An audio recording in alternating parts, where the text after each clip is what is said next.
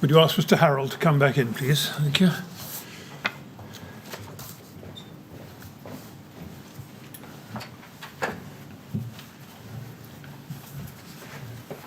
All right, Mr. Harral, ready to carry on? Thank you. Yes, Ms. Grange. Yes, thank you. Yes, now we know from your witness statement and from the documents, including the department's opening submissions, that there were various delays in terms of progressing the review of approved document B and responding to the Lacanal recommendations. And what I want to do is pick up on a few key points in the chronology in the next section between 2014 and the Grenfell fire in June 2017. So starting in May 2014, so we know you took up your post as head of technical policy in January 2014. So a few months in, we know that a meeting was organised on the 7th of May 2014 between ministers and DCLG officials to discuss what could be done to streamline and simplify the approved document. And in advance of that meeting, we know that you sent a submission bearing Mr. Ledsam's name, dated the 30th of April 2014, to Stephen Williams on the 6th of May 2014. If we could just look at that submission, it's at CLG 30019744.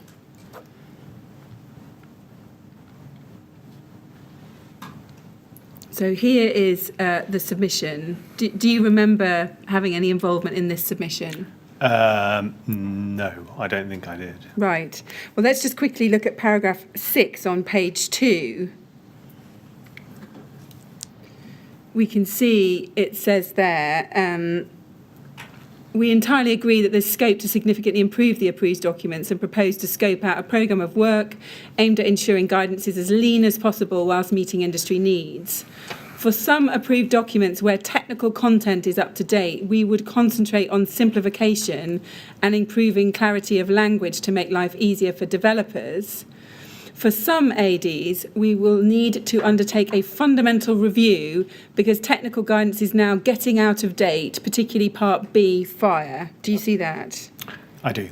Now, was it your understanding, as at April, May 2014, that the Part B guidance was getting out of date?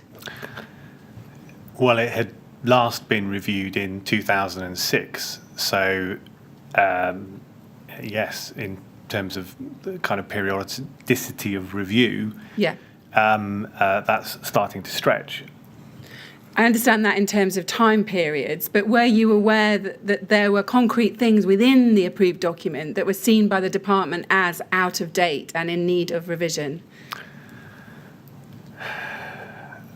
Well, we'd already commissioned in 2012 a series of research projects to inform the ADB review, and those indicated in places, if I recall correctly, that we did need to update aspects of the guidance. Right. They hadn't been, clearly those research reports were in process at that time. Yes. But they were in areas where we thought there was a need for potential development.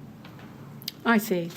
So is it fair to say that those areas where you'd commissioned research already, as you say, in 2012, so that's before the coroner's recommendations, were areas where the department thought that ADB was getting out of date? There were areas where we wanted to have a better evidence base to understand whether changes needed to be made to ADB. Right, yes.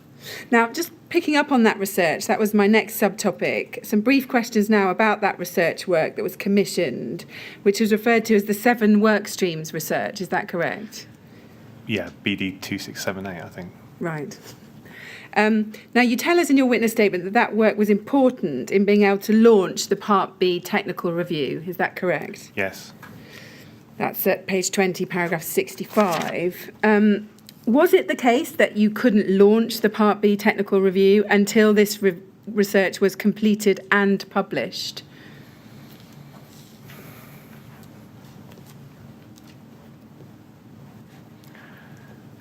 The research was absolutely critical to us being able to engage properly with industry. And until we had clearance to share that research, it was problematic launching the Part B review. Were there any aspects of the review of Part B that could carry on in tandem with the research being carried out? The simplification work was ongoing.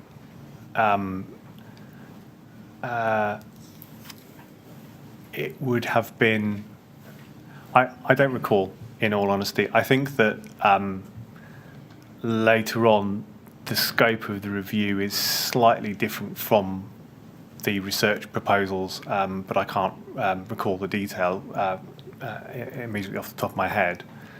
But really, we needed to be able to share those research papers and proposals with BRAC and with industry more widely to actually work these matters through. Right. And we know, is this right? This is in Mr. Martin's witness statement for the transcript. That's page 15, paragraph 45, CLG 3019469. He tells us, and is this your understanding, that the 7 work streams which had been commissioned in 2012 reported in February 2015, but due to the purdah before the general election and the subsequent reading in time afforded to new ministers, approval was not sought until December 2015 for their publication. Is that correct? I mean, certainly the dates are true, yes. Yeah. And is it right that these work streams were, in summary, work stream 1, periods of fire resistance, work stream 2, maximum fire compartment sizes, work stream 3, construction details, roof voids, cavity barriers and fire smoke dampers, work stream 4, fire protection of basements and basement car parks, Workstream 5, sprinkler provisions, Workstream 6, space separation, and Workstream 7, means of escape for disabled people. As far as I can remember, those are correct, yes. Now, can we agree that none of those 7 work streams address external fire spread and the dangers posed by the use of combustible materials on buildings over 18 metres? No, I don't accept that. Workstream 7, I think, dealt with space separation and looked at the impact of increased levels of combustible insulation on the likely spread of fire across and between buildings. So it was looking very precisely at the effects of increased levels of combustible insulation. But that was building to building, not within a building itself. Well, it's across the face of the, so the requirement is relates to spread of flame across the face of the building. But no, you're correct. It's not specifically focused on vertical fire spread, or but it is relevant in that it is trying to assess the impact of the use of increased levels of combustible insulation on fire safety measures within the walls of buildings. Right, but if you were going to comprehensively look at that question, you'd need to not only look at questions of space separation, but also questions of reaction to fire across the building itself, yes? Yes. In terms of the combustibility of the external wall in a tall building itself, yes? Yes. Now, we don't need to turn to the documents, but we understand from the documents that your department chased special advisors to ministers for the publication of this research in May, July, August, October, November, December 2016, and January and March 2017. Do you recall that? Yes. Did any of that chasing spell out in very clear terms that without the publication of these reports, work on any review of ADB could not be started? I don't. I would have to see the correspondence. I don't know. Right. I mean, we haven't seen that clearly spelt out based on our review of those submissions. Do you remember a time when there was any verbal conversations with ministers where it was clearly spelt out that without the publication of these reports, work on the review of ADB could not be started?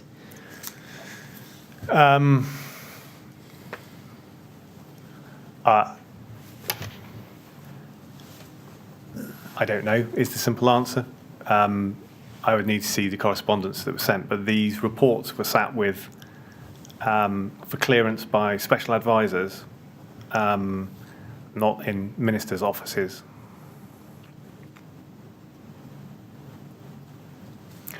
It was the special advisor's job to read and clear the reports before they were published. So the hold-up was with ministerial special advisors, not with the ministers themselves? I think that is, well, I cannot say because I do not know what the hold-up was, but it was the job of the special advisors to clear these reports. Right. And can you help us? We know the reports have been in the department's hands since February 2015. Why couldn't work on the review of ADB start in the absence of their publication? I appreciate you can't engage with industry fully if you haven't published those reports, but surely if you've got them in your possession and you can see what they're telling you, doesn't that mean that reviewing ADB can start in earnest at that point? If you're going to work in cooperation with industry, then the process was that you needed to have got the research cleared to be able to share it. So we would have been in a very difficult position wanting to talk about issues but without being able to share the results of the research. Right. So does that mean no work could have gone on in reviewing ADB in the absence of that engagement? As I said in my witness statement, we needed industry engagement and involvement of industry experts and people who were working at the coalface to ensure that what we developed was appropriate. So it was very, very difficult. The alternative was that we start developing proposals without that industry insight. And so, the industry insight was absolutely critical. And as I said, we were an intelligence client function to some degrees whereby we needed to bring that knowledge in. Right. So you couldn't start with your technical policy lead starting to look at what that work might involve, given what those research reports were telling you? Well, I'm sure Mr. Martin was doing that to a degree, but what we found when we engaged with industry was that there were a large number of factors to take into account. So whenever you actually bring that industry working group in, there are a large number of factors that you haven't taken into account or considered, which can have a fundamental effect on the decisions you make. So it was very difficult to do without that level of engagement and insight. So, and again, I'd say, we had no market surveillance capability. We had no powers or ability to directly look into what the market was doing. So in many respects, virtually everyone else in the supply chain and industry was either had the capacity to see what was happening and understand what was happening, but we were reliant on disclosure and people telling us what was going on because we didn't have the capacity to actually go out and inspect or look at designs and specifications in detail. But it's right, isn't it, that the discussion document could have been advanced without that research having been published, yes? Yes, I believe that's true. And in fact, a discussion... Oh, no, I'm sorry. I'm not sure whether that is true. Well, we know that a discussion document was submitted in March 2017 without the 7 work streams having been published and without industry engagement. So clearly it was possible to publish a discussion document, yes? Sorry, I was just questioning myself, really. I wasn't certain about whether you could or couldn't do that. So, yeah, my initial answer, I think, was yes, and then I've confused myself, so I apologise. But I need to take a bit more time to think about. Well, let's just take this in stages. The research on the 7 work streams was not published before the Grenfell Tower fire, was it? No. It was eventually published in February 2019. Are you aware of that now? Yes. But the discussion document was submitted in March 2017 without that 7 work streams having been published. Yeah, so the answer is that yes, we could have taken the discussion document forward. Yes, thank you. Now, if we turn to CLG 1306472, this is an email from you to Brian Martin and Shane Coulson. Yes. Just briefly, who was Mr. Coulson? Shane Coulson was, I think, at this time an SEO, Senior Executive Officer, working in the Building Regulations Division. Yes. And we can see it's the 29th of September 2014. And you say, Brian, Shane, I've been thinking, it seems to me that ramping up work on the review of Parts B and E is becoming pressing. Can we look at the timetable for Part B and draft a submission setting out the need to amend Part E to go to SW on his return from conference, setting out why this needs to be taken forward at pace? Do you see that? I do. And SW, is that Stephen Williams, It would be. the junior minister at the time? Is that right? Yes, that's correct. Yes. And then you say, I fear that Shane will need to fully turn his attention to these urgent matters in the near future. Yes? Yes.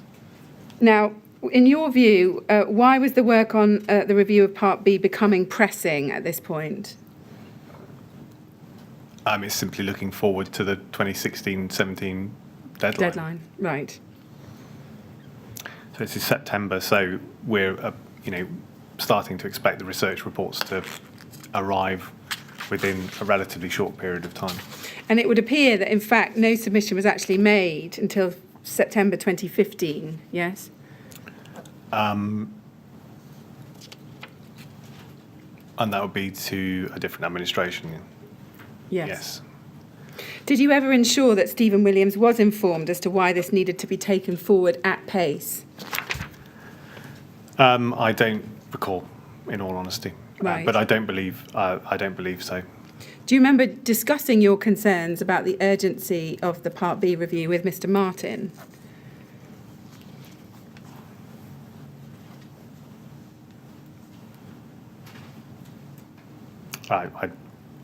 I'm sure we would have had discussed these things, but I don't recall.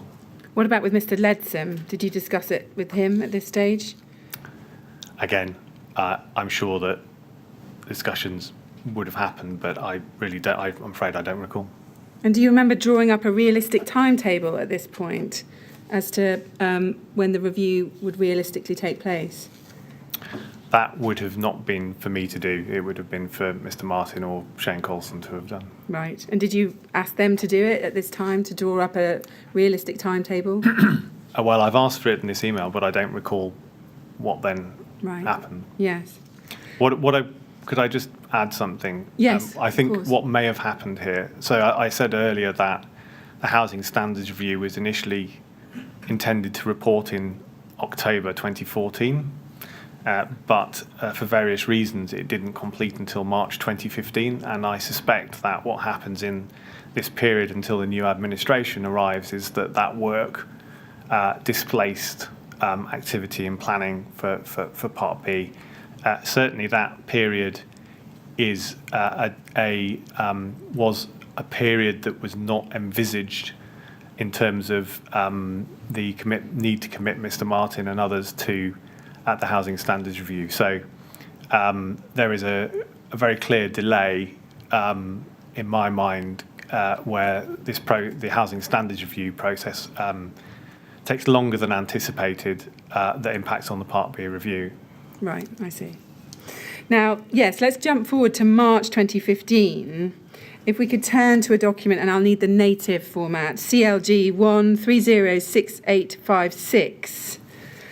It's something called a forward plan Excel spreadsheet, which you send to Mr. Leadsom on the 30th of March 2015. Yes, do you remember preparing this spreadsheet? I recognise it, but I don't recall preparing it, but I recognise that it's something I did. Yeah, and we can see for Part B, we've got two shaded areas which deal with Part B. If we look at the research at the bottom first, Part B research, we can see that's due to complete by the end of the first quarter of 2017, yes? Yes.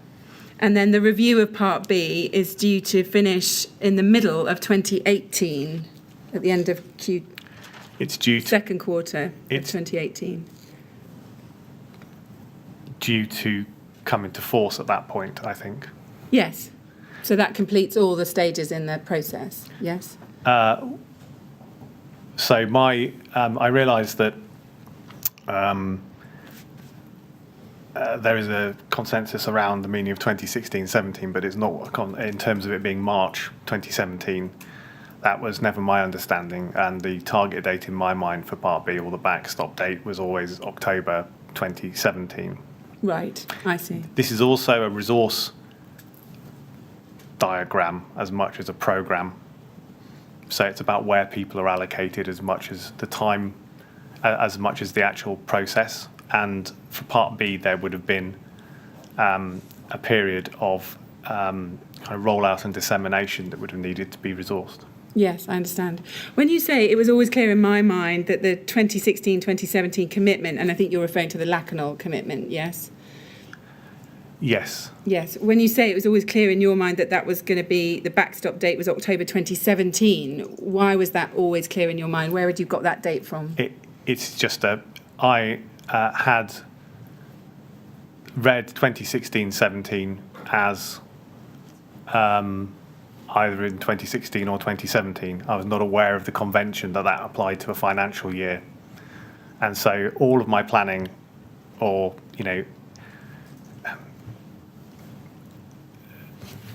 in terms of meeting the commitment, I had always looked at October as because it's a common commencement date and enables you to make regulatory changes as well as publish other documents. I had always looked at that as the date. Right. Yes, I see. But it would have been very clear to you at this point that Mr. Pickles' commitment was not going to be met? Well, I'm sorry, but could you tell me when this was produced? So you sent this to Bob Leadsom on the 30th of March 2015.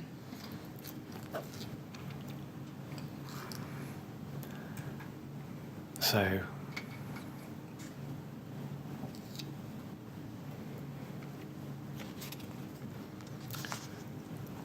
no, I think that's still viable at that stage. Why do you say it's still viable when you've got the review of Part B extending into the middle of 2018? I'm sorry, my target date was to publish an updated approved document B, and in my mind that target date was October 2017. Yes, but I don't understand where the publication date is in the middle of 2018 on this, isn't it? No, where it says implementation, that means coming into force. So when you publish, there's normally at least a 6-month transitional period before document comes into force. Well, that takes you then to the beginning of 2018, yes? In theory, yeah. Well, no, sorry. If you take 6 months off that programme, yes. Right. So, I mean, it was getting pretty tight, wasn't it? Well, I don't remember the actual assumptions that I used underneath this, but yes, it was tight. Do you remember appreciating the need to flag to ministers that they were aware of the possibility that there was going to be slippage in that commitment? In my mind, again, there were two aspects to the review. There was a simplification process and a clarification process, if you like, that addressed the Lacanal House commitment, and then there was the technical review commitment. And I had always, in my mind, seen those as, preferably mutually delivered, but actually not 100% mutually dependent. So I was confident at that point that we would still be able to deliver on the coroner's commitment, because the simplification work should have taken a shorter period than the technical review process, if that was what was actually pushing things out. Right. But what actual work had been completed by the 30th of March 2015? 30th March, we'd have received the research reports, I imagine, and I can't recall what work had been done. Because of the housing standards review, to be honest, it's probable that the simplification work and so on would not have started until around this time, or maybe slightly later. Right. Basically, the housing standards review distorted the division's work hugely. It diverted pretty much all of the people who weren't working on zero carbon homes policy were pretty much diverted, if you like, to resource the housing standards review. And was it clearly spelt out to ministers that that housing standards review was resulting in that diversion of resources, which was jeopardising the timetable and the promise to the coroner? Well, at this point, I didn't believe it was jeopardising the timetable. We hadn't got to that point yet. I still thought it was deliverable. So at this point, no. But and then because the housing standard review completed at that point, we're into a different set of difficulties or hurdles in progressing the work. Right. Now, on the 29th of April 2015, Mr. Martin sent to Mr. Leadsom an email. If we can go to that, it's at CLG 30019270. Now, you're not copied in or you're not a recipient of this email, but we can see that you'd obviously had some involvement because the email reads, Bob, Richard asked me to produce a list of ongoing technical policy issues, now becoming known as the worry list. Attached is the beginnings of the list, which has been partially populated. As always, I'm trying to balance usefulness with red tape. Any thoughts before I get the rest of the technical team to populate it? Now, is it right that you were the Richard that had asked Mr. Martin to produce this worry list? Yeah, I had. The housing standards review had caused a lot of disruption, and it had put workload levels onto myself and, to a degree, Bob and others. That meant we needed to properly capture the issues that we wanted to look at. And so this is a process of it would seem strange not to have done this before, but this is a process of actually starting to kind of formulate a record of the issues that the different members of the team and division have that need to be addressed. And that kind of cohesive list had not existed before. Right. Let's look at the worry list. It's at CLG 30019271.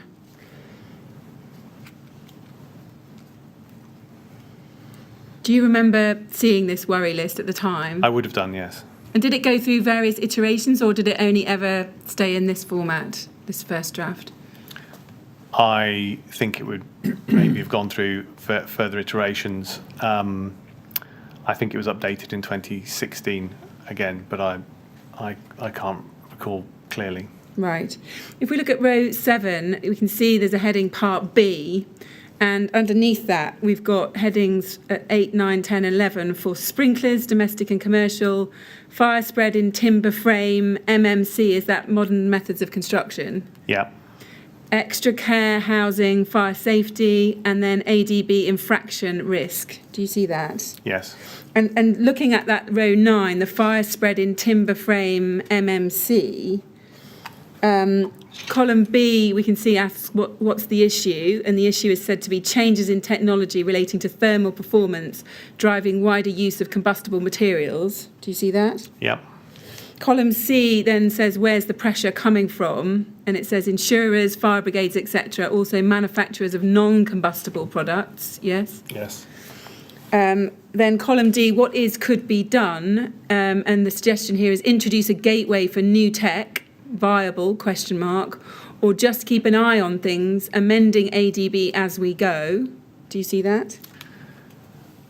Yes, I do. And then column E, which is what happens if we don't act. Bigger building fires, ! Mostly economic loss, but there are some safety concerns too. Now, did you ask about what those safety concerns were that were flagged in this spreadsheet?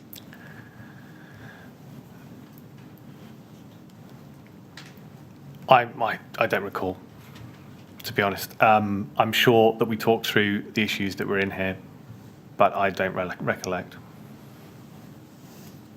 Can you help us as to what those particular safety concerns were? It says mostly economic loss, but there are some safety concerns too. Can you remember? So the problem with fire spread in timber frame buildings was that there was a growing number of fires in usually blocks of flats, not high-rise necessarily, because timber frame is not so much utilised, but quite large-scale timber frame blocks of flats where the fire managed to get into cavities and spread throughout the entire building in a way that meant there was huge consequential loss of property from a single property fire. And that's where the economic loss reference is made. Does that mean that we read this row, where it says in the first column, fire spread in timber frame MMC, that we read this row as solely about fire spread in timber frames? That would be my recollection of this specific issue. Right. It was a specific phenomena that was clearly being identified by and flagged by fire brigades and industry and others that timber frame buildings were suffering. The problem was not necessarily that the fire was big, it was just impossible to put out because of the number of pathways within the building. Yes. Were you ever made aware that there were concerns which had been raised by industry, including the CWCT, the Centre for Walling and Cladding Technology, about ADB and external fire spread, which were not on this list? I don't recall being made, no. Were you made aware of the use of combustible insulation materials on buildings over 18 metres and concerns about that? I was aware, we were made aware of the use of combustible insulation on some buildings above 18 metres, yes. Was that when you got the K15 correspondence? That's correct, yeah. But otherwise, I don't recall having that raised with me. What about the use of combustible cladding materials on buildings over 18 metres, including ACM, aluminium composite material panels with a PE core? Do you remember that being drawn to your attention? I was aware of a number of ACM fires in other countries, but I was not. I do not believe. I certainly can't recall having that brought to my attention in England. Right. So no one came to you and said that people are using ACM PE products in the UK. No one ever said that to you. I have no recollection of that happening, so I would say no. Right. Now, on the 7th of May 2015, the Conservative government came to power and Greg Clark succeeded Eric Pickles as Secretary of State for MHCLG, and James Wharton was appointed Parliamentary Under-Secretary of State responsible for the building regulations, yes? Yes. Now, if we can turn to CLG 30019294, these are going to be minutes of a BRAC meeting held on the 17th of June 2015, which Minister James Wharton attended. Now, as we understand it, is it right that when officials attend this, they're not always recorded in the attendee list? That's right, yes. Do you remember attending this meeting in June 2015, which Minister James Wharton attended? I don't remember it. I would need to have a look at the matters discussed, but I think I did not attend. I certainly didn't attend the part of the meeting where James Wharton attended. Right. If we look at point 10.4 on page 8,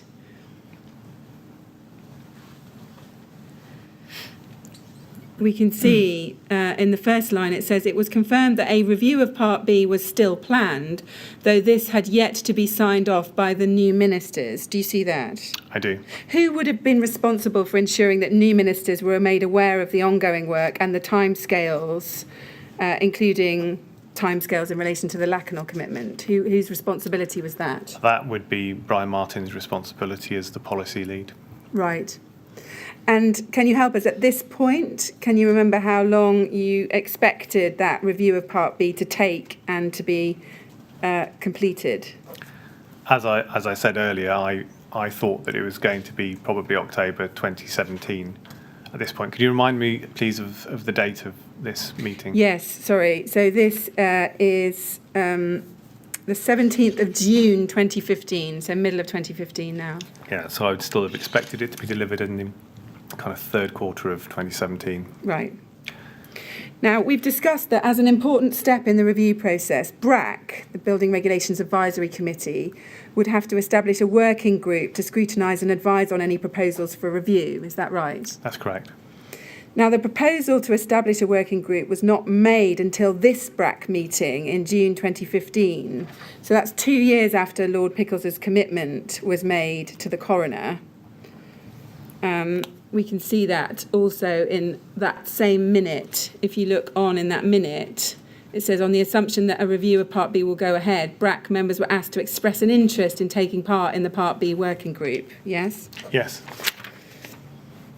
Can you help us? Had any progress been made with the BRAC working group by the time of the Grenfell Tower fire in June 2017? We still hadn't managed to get the right clearances to set the group up. We were still trying to get the discussion document out, which was the key dependency. Right. So just help us with this. Why was getting the discussion document out so critical in terms of setting up the Part B working group? I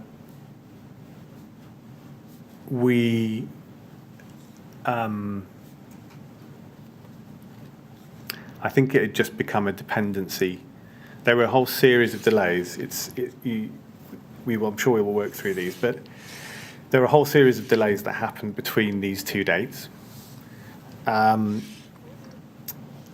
least the decision to leave the European Union vote in the following year.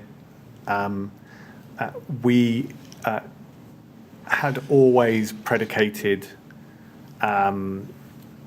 setting up the working group on getting the discussion document into the public realm, because that was the key approval from ministers to start talking about that scope. So I think in my witness statement, I say that there were very clear instructions that officials were not allowed to discuss scope of policy proposals until ministers had instructed us to do so. So that is why it was so important to get the discussion document cleared, because that effectively gave ministerial approval for the scope that we were going to then work through. Right. I can see the link between the discussion document and the working party, but wouldn't it be helpful to get the working party set up so that you could start getting feedback from the working party about what issues they thought needed to be dealt with into Part B? So the working party constitutes BRAC members and members from industry, and therefore it was the required process that you got the right clearances. It's the industry group coming in that's the more difficult part of this conversation. Until you've got ministers' agreement, you can't start creating expectations around what is going to happen. Does that mean you can't listen to what they've got to tell you about what they think might need to change? That was the purpose of publishing the discussion document. That was the vehicle. We were still going to need to get government right around on the discussion document, an agreement from other parts, so Treasury number 10, all of these other departments had to sign off on that document before it was published. Bringing an industry group into a room and setting those expectations before that had been properly signed off was something that we didn't feel we could do. That being the case, why had the discussion document not been progressed earlier while the research was awaited? So I think I said earlier, the Housing Standards Review effectively displaced pretty much the entire, there were two major work streams at that time, zero carbon policy and the Housing Standards Review. Can I talk a little bit about resource? Sure. Because I think it's really important through this to understand, and I think it's best done by comparison, the level of resource that we had.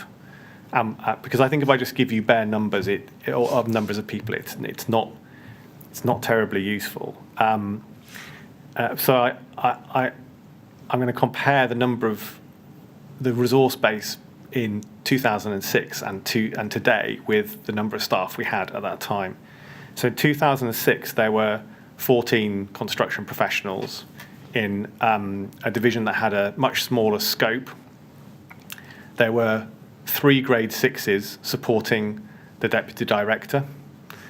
At this point in time in 2015, I need to think carefully about this. We have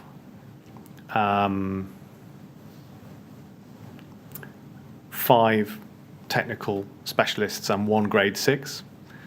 And today, I understand there are, again, 15 grade 7s, not all of them technical, but in a policy division that is purely dedicated to technical policy and with 4 grade 6s.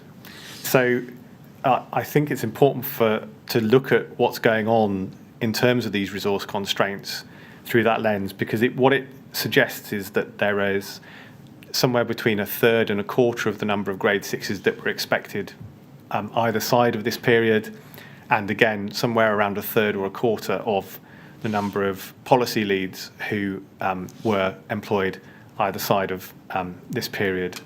So that was further exacerbated by a ban on consultancy in the 2010 Parliament. We're slightly beyond that now, but that impacted and actually meant that the resource, I need to explain this, I'm sorry. Prior to 2010, the division seconded in consultants to boost its capacity. It also had a research program management contractor that dealt with the bulk of our research program management, specification development. So they would work directed by the policy leads. The inability to bring in that type of framework, that type of resource, means that really the actual capacity of the division is somewhere below 25% of what it was. I'm using rough figures, but right. Really they are. Yeah. I think that they're reasonable. Okay. And did you raise these concerns about resource with your seniors at any stage? The resource pressures in the department were tectonic. So 2011, the department went through a restructure. My statement is incorrect, by the way. I've attributed the restructure to 2013 in one of my statements. I apologise for that. The department went through a restructure in 2011 where it reduced headcount by 40%. And in 2015, the department was committed to a 5% year-on-year reduction in headcount from that point forward. So we were being squeezed proportionately to other parts of the department until we got a work plan in place. I had always imagined that there was a clear sequence of how to rebuild capacity in the division. Yeah. Get the discussion document into the public realm, do the business planning whilst that was being discussed, bid for the resource we need to do the work plan that's then subsequently agreed with ministers. So in my mind, that sequence was necessary because you could not successfully bid for additional resource unless you had that ministerial sign-off. So we talked about the resource problems. They were really apparent. And at this stage, there are vacancies in the team as well, so we're actually probably further constrained. So we are really working on a less than bare bones capacity in many respects. Okay. I'm going to stop you there. Do you recall ever setting out your concerns about resourcing clearly in writing to your seniors? No. And why not? Because until the department, I think around this time, implemented two policies. One was a policy of focusing on ministerial priorities. So they fundamentally focused. So high priority items were manifesto commitments and legal requirements. Those were the two areas that would be given priority. Yeah. And later on, there was an introduction of a flexible deployment policy, which meant that people were taken away from policies that weren't in that envelope of high priority and allocated to the high priority work. I did not believe we had any chance of successfully bidding for resource until we had ministers' commitment to a plan of work. Right, I see.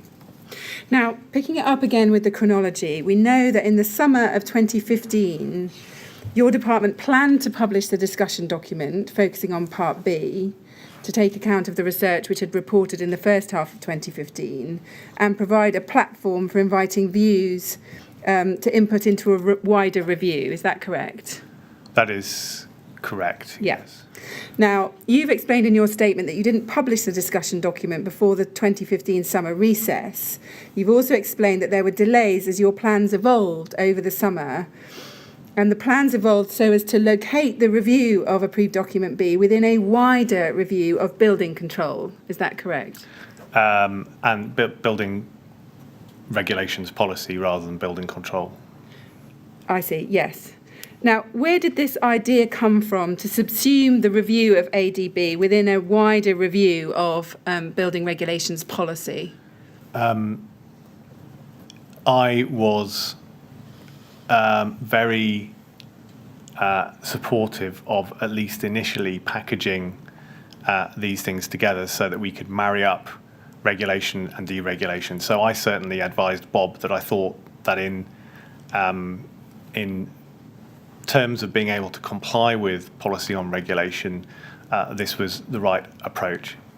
So is the answer to my question, it was your idea to package this up into a wider programme, including building regulations policy review? I'm sure I discussed it with others and we came to a view, but I would certainly have advised Bob that that was the case. It's the only way that we managed to deliver the housing standards review in the form that it had, was to package measures.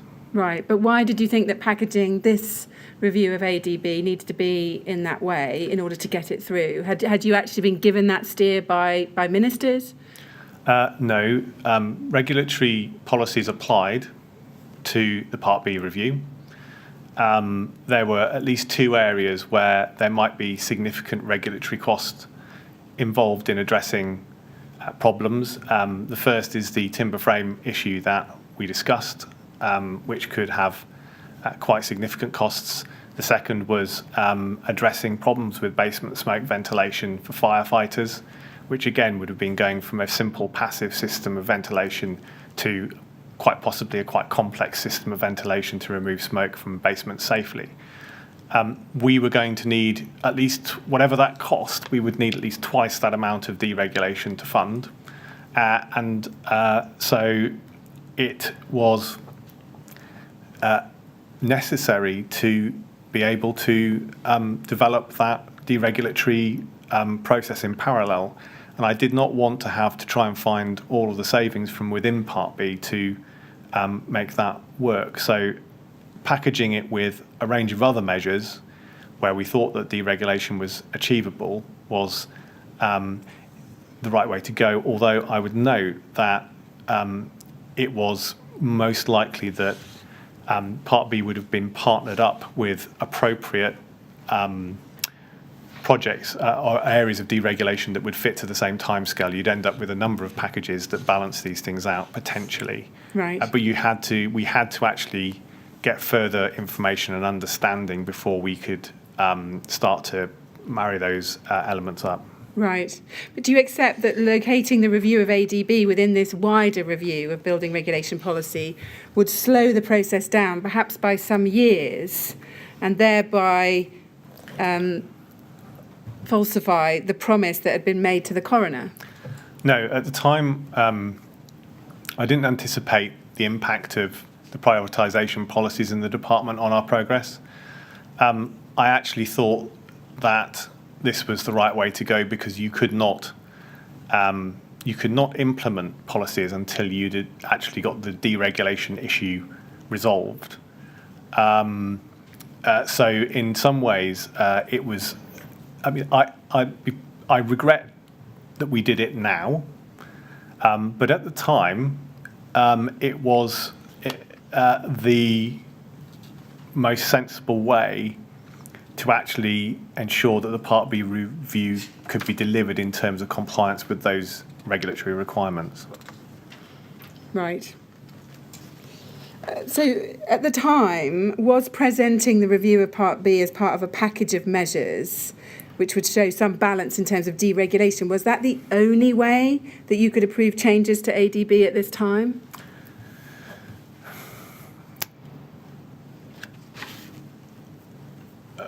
We would need to find the deregulation somewhere, was my view. And the government, I can't remember whether quite by this stage they were in place, but we're talking, I believe, about regulatory budgets for departments that had to be balanced on top of the other requirements. It became very clear later on that the department was absolutely struggling with meeting its deregulatory budgets. Shall I explain deregulatory budgets? Not at the moment, no. Okay. I'm just interested as to whether this package of measures was the only way that you could approve changes to ADB at the time. For example, what about matters of life safety? If these processes were absolutely rigid in terms of amending the approved document, you had to go through these processes. We had no other way through.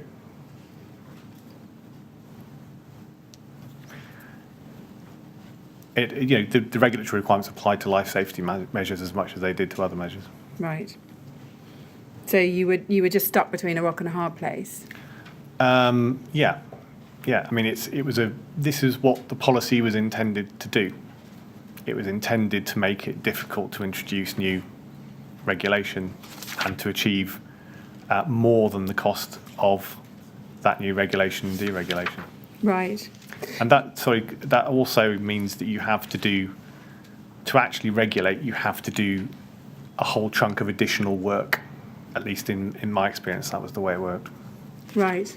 Was any consideration given to other ways to proceed with the review of approved document B? For example, impressing on ministers the importance of the review and pressing for a change into the scope of the regulatory target, or asking that deregulatory costs not be scored against the department on the basis that it related to fire safety? Were any of those alternatives considered at this point?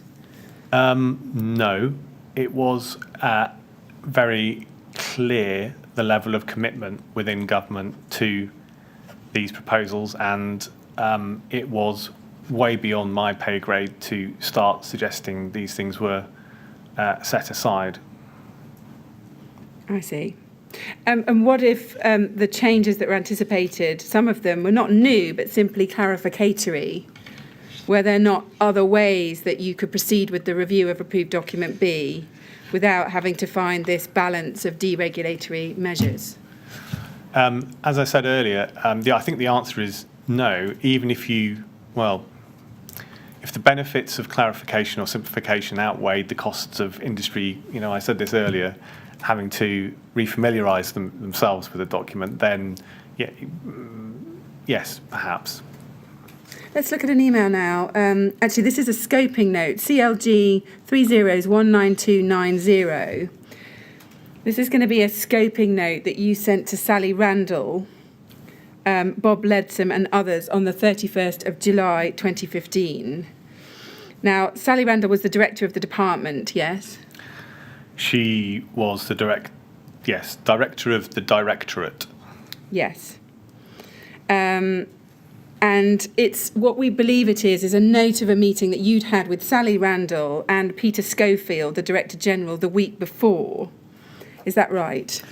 I have to say I don't recall writing this note, but I assume that is correct if that's the context in which this was issued. Yes, for the transcript there's an email in which you attach this note, CLG 30's19289. Now, in the considerations section in the middle of page 1, we can see it says in the first paragraph, from the discussions that have taken place, we should assume that ministers do not have an appetite to pursue the adoption of an alternative system of building control, and that they also recognise the need for a role of the approved documents. And then below that it says, by end September, early October, need to have proposals with our ministers available for wider discussion. Do you see that? Yes. And then there's a series of bullet points. And then the fourth bullet point down says, first tranche of deregulation due to be delivered by end of 2017. So we may need to aim to deliver changes by October 17. Do you see that? I do. And then below that, there's a heading right at the bottom of that page, approved documents. And it says this, there is significant potential for improving clarity and streamlining guidance in the approved documents. There are two elements to this. First, editing the existing documents to get rid of unnecessary text and improve presentation. This will realise savings of time and therefore cost. We think that we could do this for the whole suite of approved documents over the next 2.5 years, and therefore the outcomes could count to the first tranche of savings needed for the DCLG deregulation programme.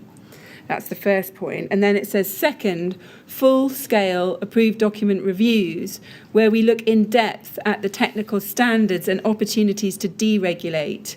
The biggest savings potentially would be from these full reviews. These will be intensive exercises and we will need to be properly scheduled over the length of the Parliament. We could start some of these, e.g. ADB fire safety, in parallel with the first strand of work. Do you see that? I do. So is it right to say that by late July 2015, a decision had been taken to prioritise the editing of the approved documents to get rid of unnecessary text and improve presentation, rather than carrying out an in-depth technical review of approved document B? I don't think that is correct. This is a record of a discussion rather than a kind of formulated policy, I think. I don't recall, sorry, the date of this was July 2015, was it? Yes. So you appear to send this on the 31st of July 2015. So I don't recall at that stage stepping away from the technical review of ADB alongside the simplification exercise. That was still the ambition. So, I see. So you still had it in mind, did you, that you would be doing the technical review of ADB at the same time as the simplification exercise? At that point, I imagine that's what we were thinking, yes. When you say at that point, I imagine that's what we're thinking. Why do you say that? I can't clearly recollect, I'm afraid. Sorry, I didn't mean to cut over you. Yeah, I mean, you can see why, looking at this document, it looks like, at this point, maybe a decision's being taken to split the two out. No, sorry, I don't believe that was the case, but as I say, I can't recollect. Right, but that work in the first strand to get rid of unnecessary text and improve presentation, as described there, did that become the same as the plain English edit? It's a slightly broader process than that, in that you would also, the plain English edit is about clarity of text. There would also be a process of identifying text that was deemed unnecessary, so perhaps informative text that didn't actually contribute to setting out clear requirements. Right. So is this fair that we shouldn't read this as suggesting that the full review of ADB had been put back by a further 2 years at this point? No, I can't recollect, but I don't believe so. Can you help us? Where did the work arising from the Lacanau House commitments sit within these two work streams as described here? It would be the first process of improving presentation as such. So it's the first tranche, it's the simplification, which is the plain English edit, the work to improve clarity, deliver a more usable document. Right. Did you genuinely understand that work to address the coroner's concerns could simply consist of getting rid of unnecessary text and improving presentation? No, this is a record of a conversation. It is. It was a much. It was a different context. The aim was always to improve the usability of the documents. There are correlations between undertaking some deregulatory activities and improving things, and that's what I was trying to aim for in this context. So using that exercise to improve clarity, and then that reads on into compliance. No, they were synonymous to me. Right. Can you help us as to why, in this conversation that you had with Sally Randall and Peter Schofield, we don't see the Lacanau House work clearly identified within this document? Because it's wrapped in the ADB. Well, which bit? I mean, that's the problem. Looking at this document now, it's very hard to see where that work to address the coroner's concerns sat from the language we've got on this document. That may well be the case. It was not drafted to that level of fidelity. Do you remember discussing with Sally Randall and Peter Schofield, the commitments that had been made. I'm afraid I don't recall this meeting at all. Right. Now, in September 2015, you sent a submission to ministers proposing a simplification of the approved documents by October 2017 and a publication of the discussion document on fire safety later this year. If we could go to the submission, it's at CLG 30193002.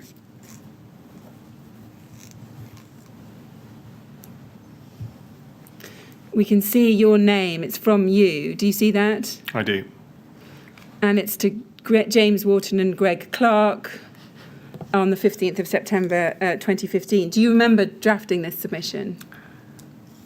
I don't remember drafting it, but it's clearly something I did. Right, yeah. Now, if we look at paragraph 11 on page 3, we can see it says this. It says, given the scale of work to undertake a review of all of the approved documents and the constrained resource available to do so, we have set out a programme to review some of the more major parts B, fire safety, water, waste, accessibility, during this Parliament, with the remaining approved documents to be reviewed in the next Parliament. Do you see that? I do.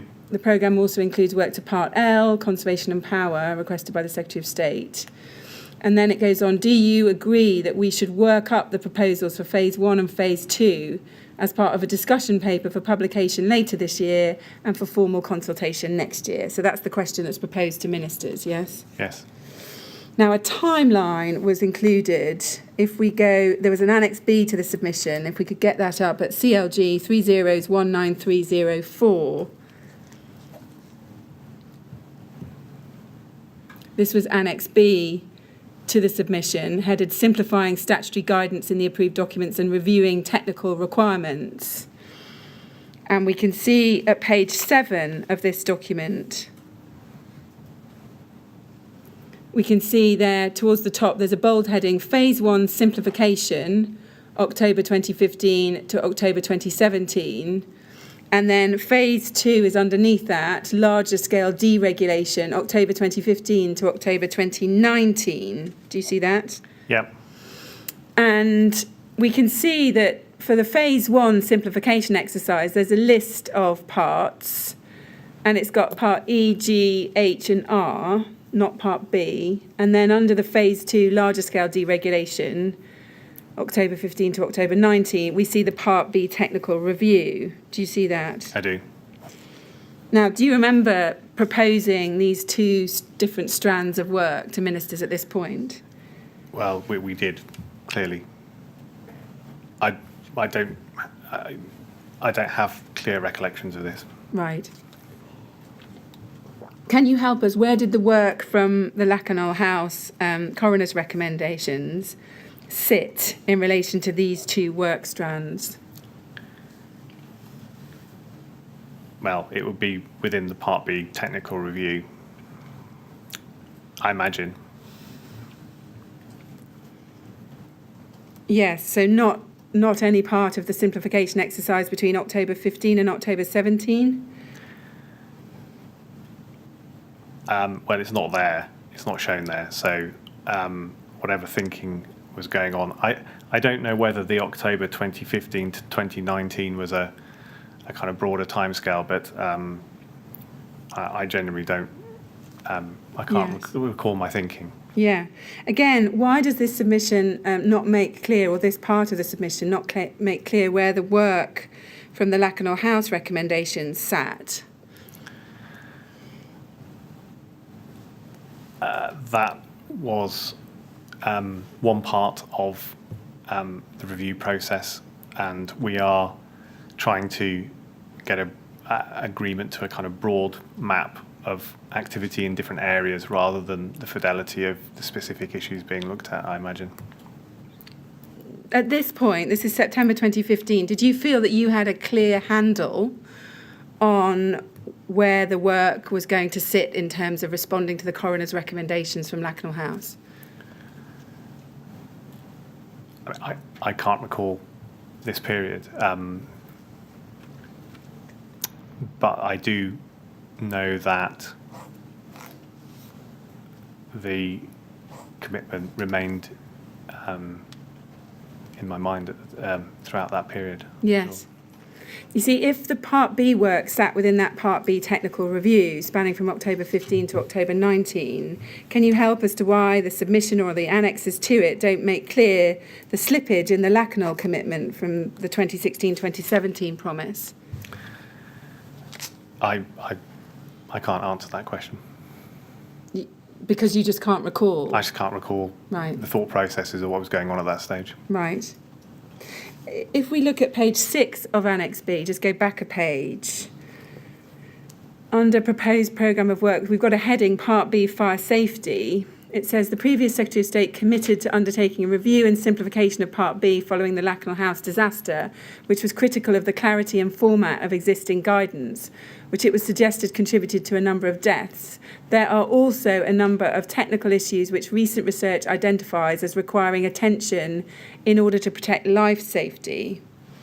Now, focusing on that last sentence, can you help us? What were the technical issues which recent research had identified as requiring attention in order to protect life safety?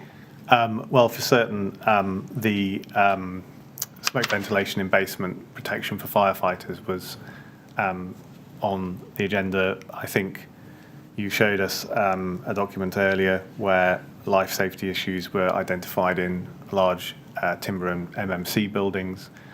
There had been a number, but I can't remember specifically what I was referring to at that point. Right. Didn't that make the review of Part B an urgent piece of work, if that's the case?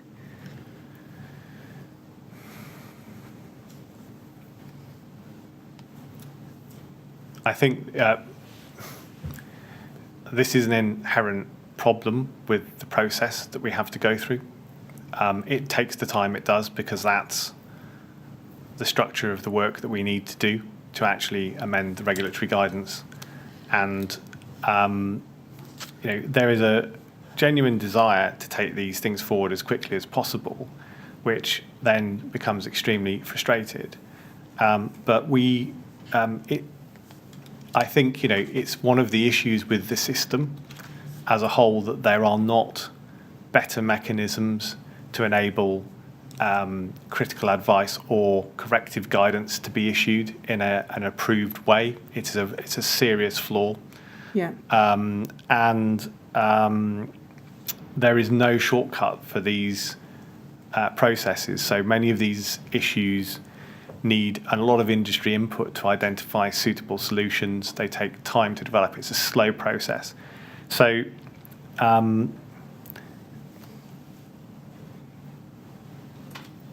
it is urgent, but we're still talking about doing it as quickly as we are able to do it, if you like. I think that's what I'm trying to say. Yes. Can you help as to why the urgency wasn't clearly spelt out for the Minister? You can take it from me that there's no reference to life safety or technical issues requiring attention to protect life safety in the body of the submission itself. No, I can't explain. I think the underlying assumption was that this was simply clear from the nature of the topic. Right. Let's look at the submission again. So CLG 30193002. If we go to paragraph 9 on page 2, you see that, in fact, the opposite impression is given because it says this: the building regulations and their supporting guidance in the form of approved documents have similarly proven to be largely effective in achieving the primary aims of the Building Act in securing health, safety, welfare, accessibility and conservation of fuel and power where building work takes place. Do you see that? I do. So the impression that's being given is that all is well and the building regulations and the supporting guidance are proving to be largely effective. Why isn't it made clear in that paragraph that there are life safety issues which are relevant to the review and which make this review urgent?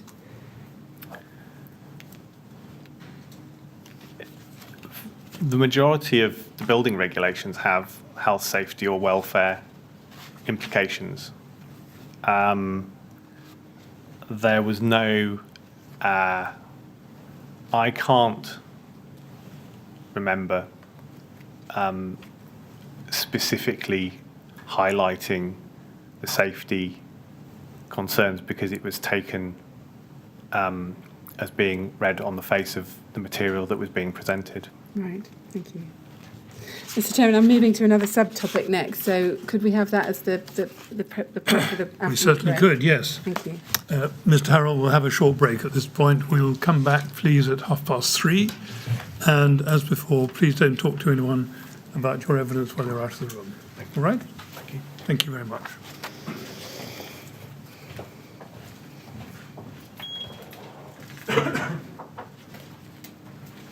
Thank you. 3:30 then, please. Okay.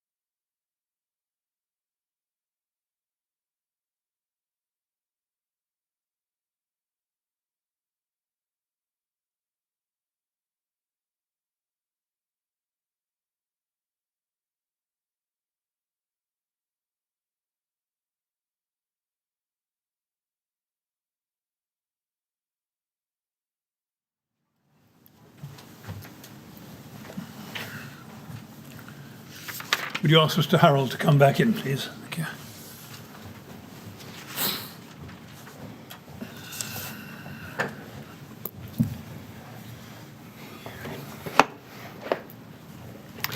All right, Mr. Harral?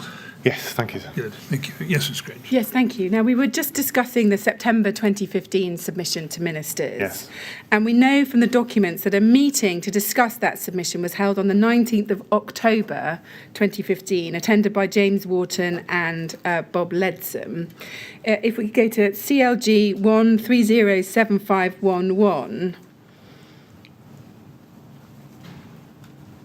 this is an email that you sent to Mr. Leadsom and Mr. Martin on the 25th of September 2015, before the meeting. And we can see that you attach something called Copy of Building Regs Reform Key Decisions. Do you see that in the subject? I do. And you can say, Bob Bryan, have made a few changes to expand on risks and opportunities. Happy for this to go up to Sarah under covering note, linking it to the submission. Richard. So that was the email. And then if we go to the attachment, which is at CLG 1307512,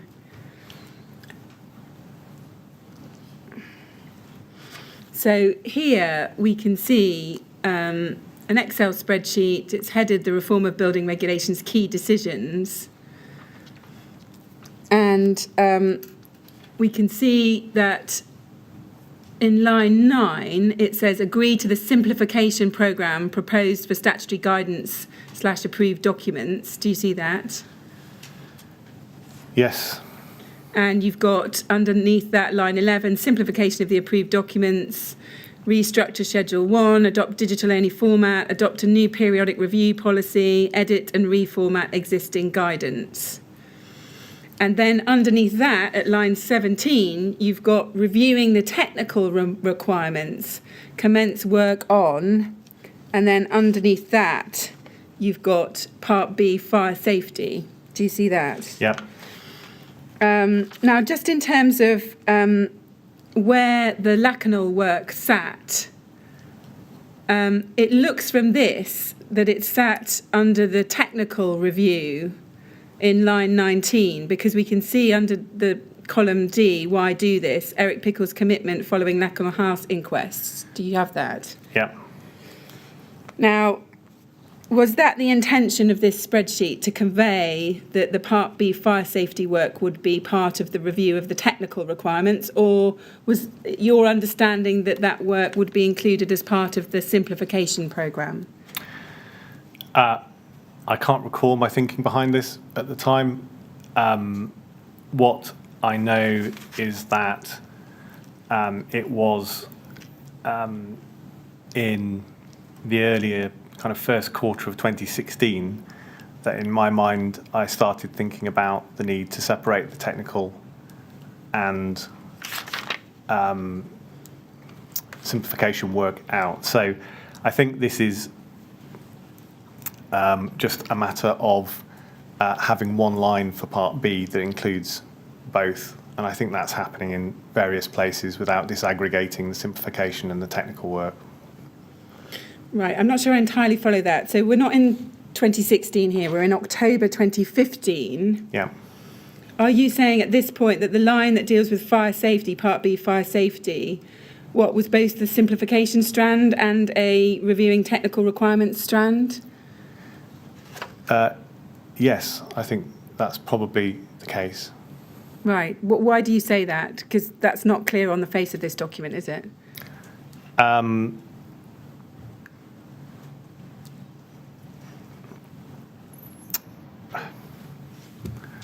I say it because I probably thought about the two as homogenous at that stage. Where there was a technical review going to be done, the simplification work would be part of that. You wouldn't necessarily do a simplification process and then go into a technical review, although that's where we were going to end up by 2017. Yes, I follow that. But if the simplification work was going to be done as part and parcel of the reviewing the technical requirements work, that would mean that the commitment, the Lacanal commitment, would not be being met for another 2 years until 2019, because that was what we saw in the submission for this part of the work. Larger scale deregulation, October 2015 to October 2019.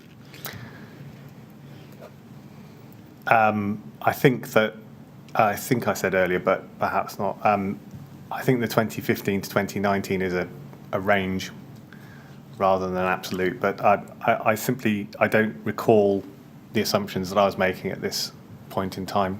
Right. Do you know whether it was made clear to Mr. Wharton that the commitment to review approved document B by 2016-2017 would not be met at this time? I would have to see all of the information that was sent to Mr. Wharton Right. to know whether that was the case or not. But I can't.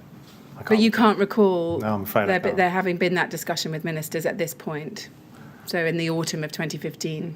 No. Looking at line 19 in a little bit more detail, it says Part B, fire safety. We've got Eric Pickles' commitment in the next column. On the column after that, E, it says what happens if we don't, and it says growing pressure from lobby groups. And then key risks, etc. It says significant reputational damage if further fire deaths occur and DCLG has not acted.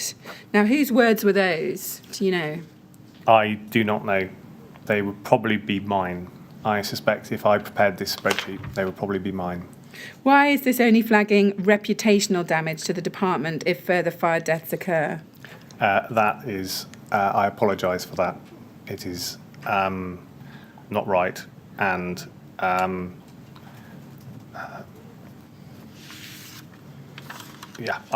can only apologise. Did you attend the meeting with the minister, or was it just Mr. Leadsom who attended? Again, I'm afraid I actually simply don't have a clear recollection of this period. Right. In his first witness statement to the inquiry at paragraph 15, for the transcript, this is CLG 3030834, page 5, James Wharton has said that at some stage he raised the issue of the speed of the review.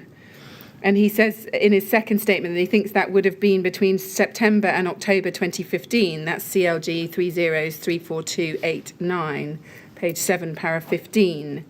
Do you remember James Wharton raising the speed of the review with you or any other officials between September and October 2015? I'm sorry, but I just don't recall the meeting. I had been, throughout this period and until February, March 2016, I'd been carrying a large proportion of my previous job as we tried to recruit to backfill my post. And I think I'm extraordinarily fatigued during this period. I'd been working 7 days a week, 6 or 7 days a week for that entire period. And I think that I have struggled with my memory in this period because I think it's just exhaustion, frankly. Yes, okay. Let's move on to November 2015. If we can turn to CLG 1307804.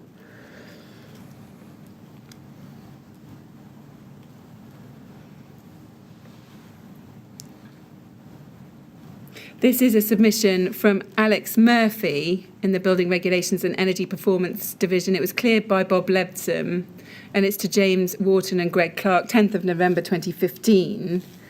And if we turn to page 3, paragraph 14, here it's saying that we propose publication of a discussion document in early 2016 to set out direction of travel. This is an important first step to engage with industry and gather ideas.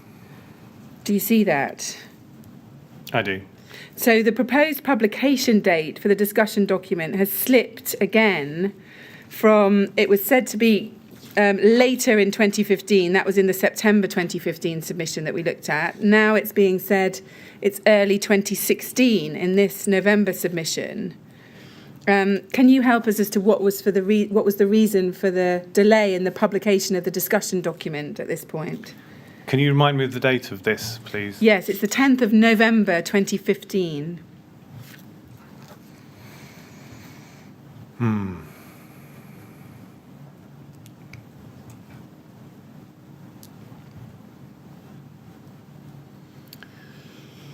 again, I'm afraid I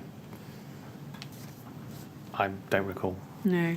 And again, we see the slippage from the Lacanau promise is not highlighted in this ministerial submission. Can you help us as to why? I did not draft this submission, so I can't assist you with that, I'm afraid. Right. So I see. So you wouldn't have inputted into it, even though it was approved by Bob Leadsom? I don't recall. Now, we know from the documents that on the 18th of December 2015, James Wharton confirmed he was content with the proposed programme of work, which included the simplification of the approved documents. And I want to turn now to early 2016. If we turn to CLG 1307954,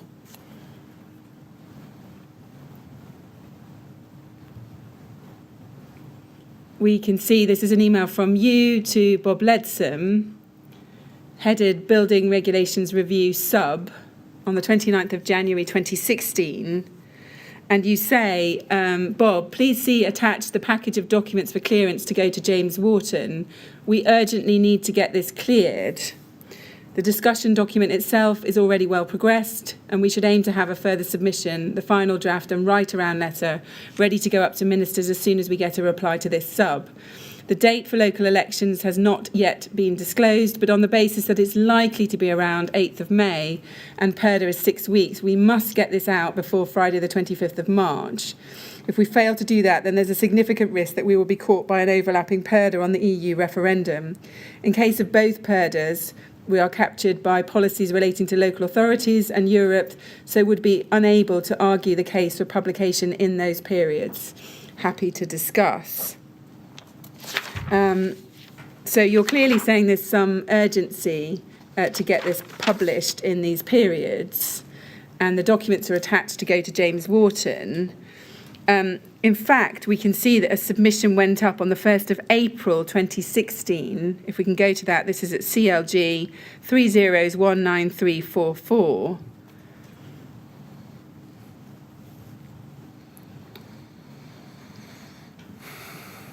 Here we've got the submission to James Wharton. It's from you. Do you see that in the top right-hand side? Yes, I do. So this is, and it's been cleared by Bob Leadsom, 1st of April 2016, and the heading is titled Simplification of Building Regulations and Building Control System Next Steps. So it would appear that you didn't achieve the deadline of the 25th of March to avoid PERDA. Do you remember that?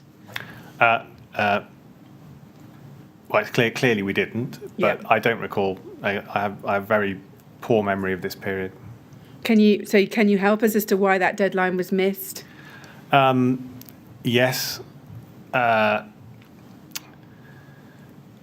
It was due to difficulties in getting text on the building control system resolved, as far as I can remember within. So I'm pretty sure that all of the technical content had been finished before Christmas. There were issues with getting the policy discussion right on the system. And part of that problem was that Bob Leadsom was dealing with a very significant policy issue on a non-building regulations matter at the time, which Bob managed the system team. So I think that it was, and I may be wrong, but there was some form of issue that Bob was told to prioritise and resolve. I think it was a very serious issue. I seem to remember it was highly problematic, and that, I think, created some delay. Right. If we just look down this submission, we can see the recommendation was paragraph 3, that officials work with the Building Regulations Advisory Committee with BRAC to develop a discussion paper for publication in May. Yes? Yeah. This would set out the government's ambitions to simplify the statutory guidance and options to reform the building control system, including possible expansion of the role of improved inspectors. If we go down and look at the second half of that page, we can see there's some background. Alex Murphy's submission of 10th of November set out proposals to simplify the building regulations. That's at paragraph 4. Paragraph 5, you confirmed you were broadly content with the proposed programme. Paragraph 6, we have started work on simplifying the approved documents and developing options to simplify regulations and legislation to support improved productivity and reduce costs for industry. And then if we go over to page 2, there's more detail about the what was proposed in terms of building control reform in those paragraphs. Next steps, at paragraph 10, you can see recommend the next step is publication of a discussion document to set out direction of travel and invite comment.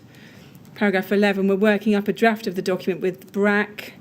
This will need collective agreement before it will be published. And you can see there at 12, a draft project timetable is at Annex C. Do you see that? I do. Now, if we could go to Annex C, that's at CLG 1308122. Now, in fact, this is headed Annex B, but this was the timetable that was sent with the submission, so that seems to have been erroneously headed Annex B when it was in fact Annex C. And then in this chart, we can see proposed timescales. Do you see that? Yes. Now, was this a document that you would have worked upon to put these proposed timescales together? I don't believe that I did this timescale diagram, but clearly it's in a submission attached to, it's attached to a submission that I drafted.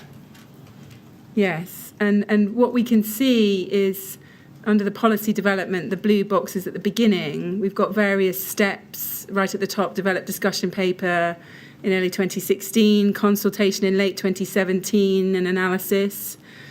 Below that, we've got finalise approved documents, appears to be taking us through halfway through 2018, yes? Yes. With the regulations made at the end of the third quarter of 2018 and the regulations coming into force in the third quarter of 2019. Do you see that? I do. Now, the extension to the timeframe given in the Lacanau commitment was not highlighted in the submission, was it? We just looked in full at the submission, it's not there. I'm not clear in my mind how all this fits together. I think this is the longer term timescale, but I don't have a clear recollection of these kind of planning processes. Yeah. Well, we don't see the Lacanau commitment being addressed anywhere, do we? Either to say we're on track or there's some slippage or we're very behind. That's just not said, is it? It's not.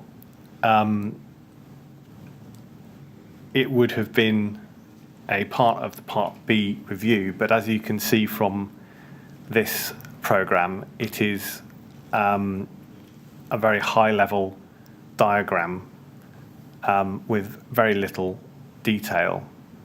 I think that one of the problems we faced at this time was we had such a backlog of issues and different programme elements that it was very difficult to actually describe and make them logical until we got some more fixed dates. But so, yeah, I accept that it is not visible. But looking at this now, can we agree that the Lacanau commitment ought to have been addressed somewhere in this submission? So ministers were aware of the commitment 2016, 2017, and given some update as to where progress had got to, and if necessary, told that you were behind, because it looks from this document that you were significantly behind.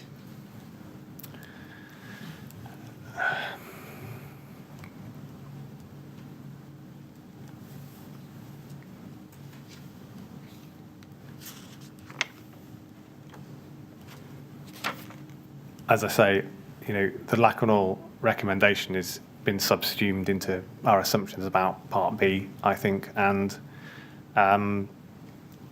we should have been tracking that far better and making it more apparent. I accept that now. Yeah, and more apparent to the ministers, so they understood that and understood the slippage. Yes, the only thing I would say is that within that programme there will, and I realise that they won't be so important, but there will be a whole range of commitments and issues that underlie the full range of activities, and actually surfacing all of those issues in every submission would be absolutely impossible. We would simply not be allowed to produce. It would be a very large addendum or annex to every submission, and that was not the way that the department kind of worked in terms of submissions going out to ministers. There was, I should say, that there was. I think most of these submissions will be 2 pages because there was a 2-page limit on the submissions that you could submit. Now that changed and modified over time, but there were stipulations about how much information you could put into the body sub. You could have annexes, but there were limits because private offices have been under instructions to reduce the length of submissions for ministers, as I recall.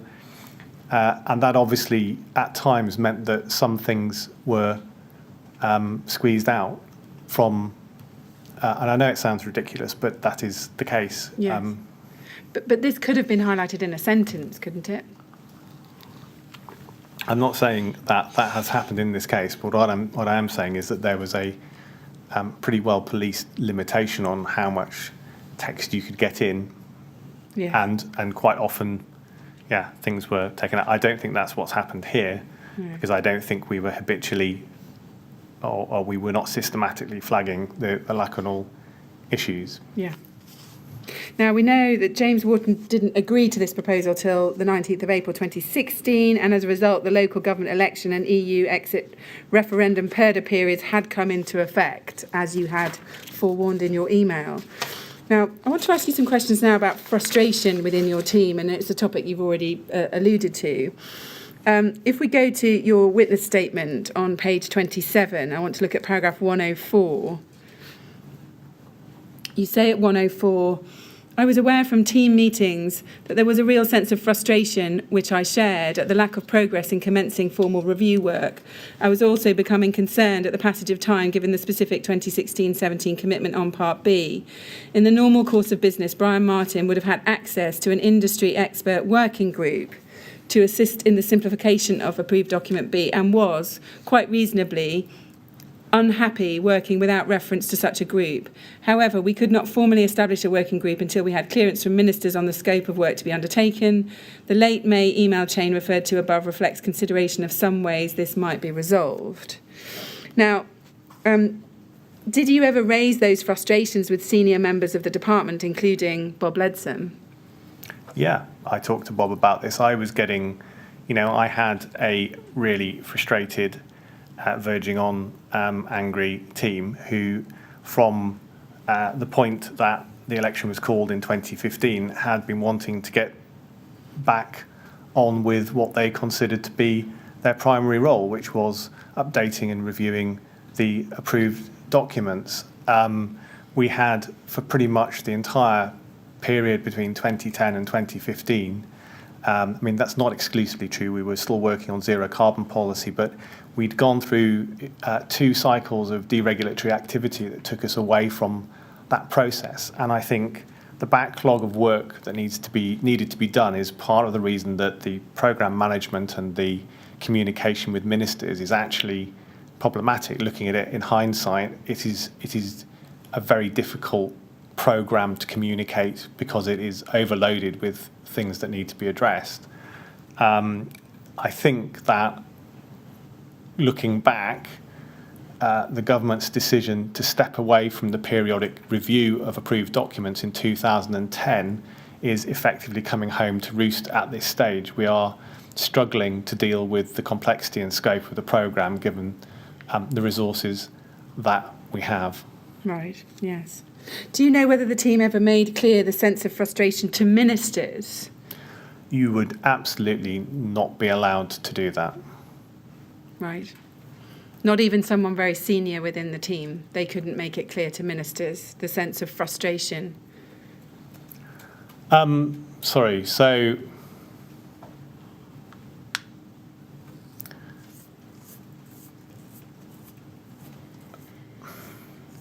a senior civil servant might be able to raise concerns, but they would probably go through the line. They would go Deputy Director, Director, Director General, and if the Director General agreed, they would go and talk to the Minister.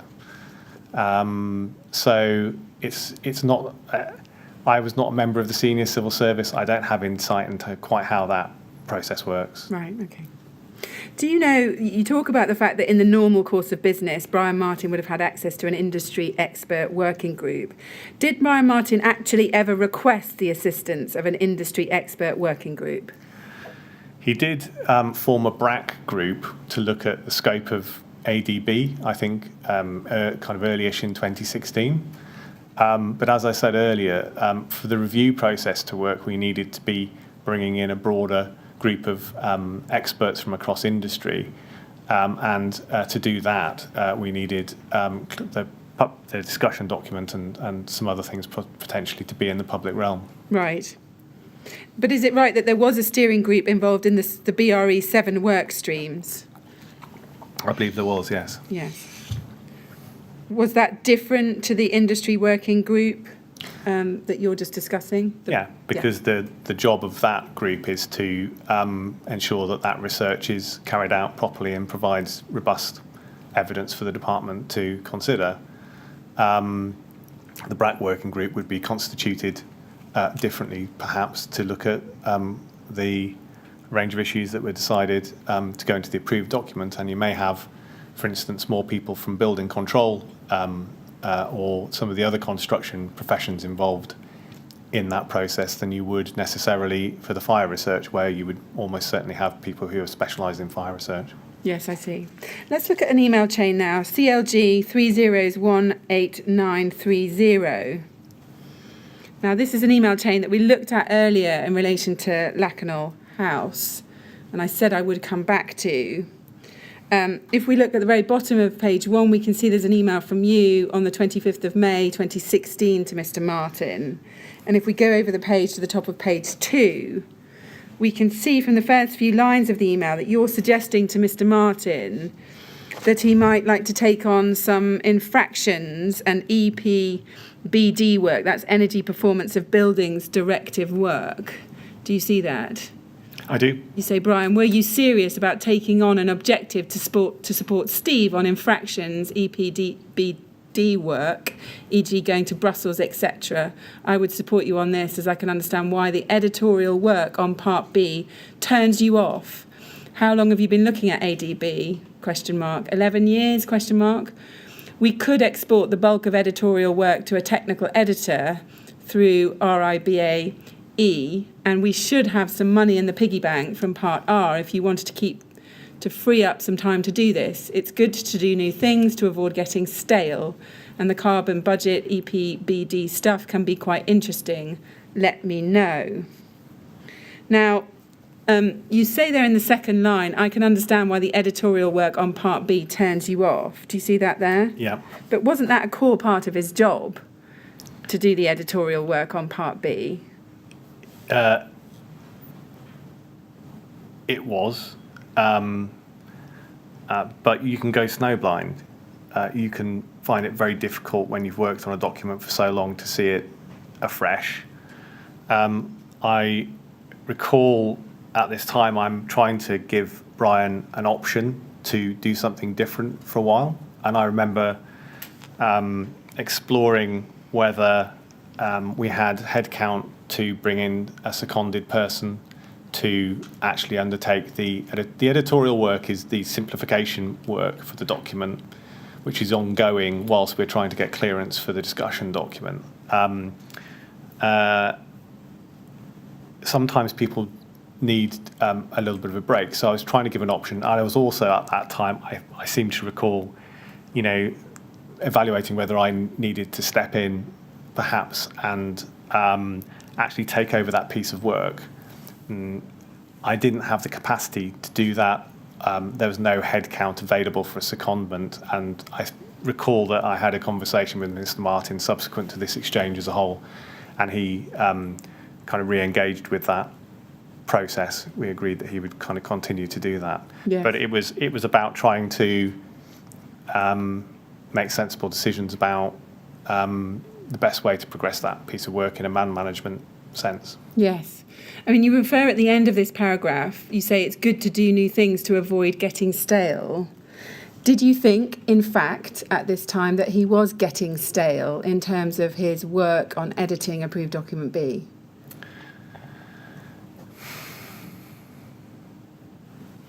It's just a human condition, isn't it? I think. Does that mean the answer is yes?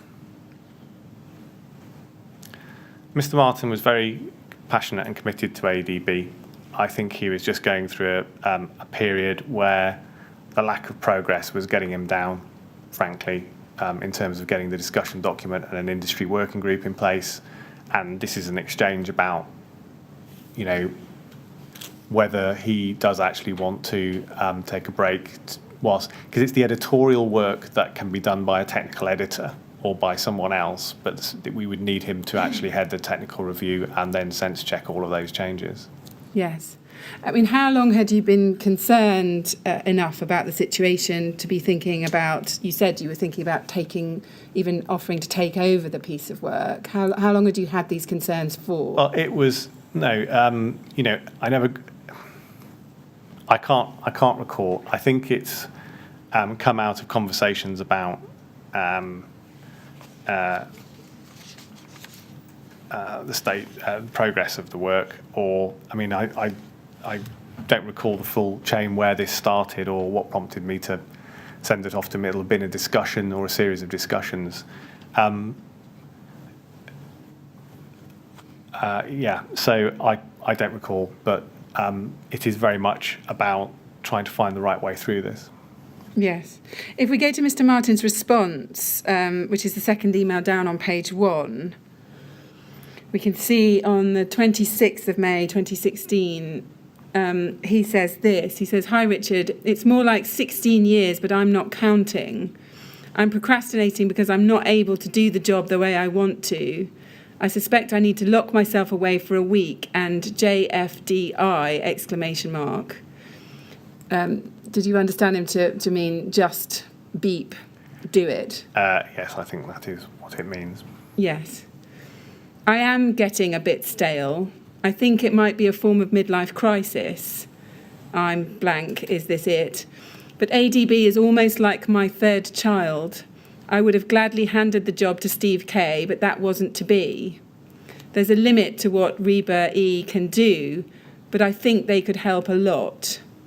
If there's a viable task I can pick up on EPBD, then let's have a look at it." So that was his response. What did you understand him to mean by, "I'm procrastinating because I'm not able to do the job the way I want to"? He wanted to have a working group, a reference group, so that he could progress the work in the way that he was used to doing on previous review projects, I think.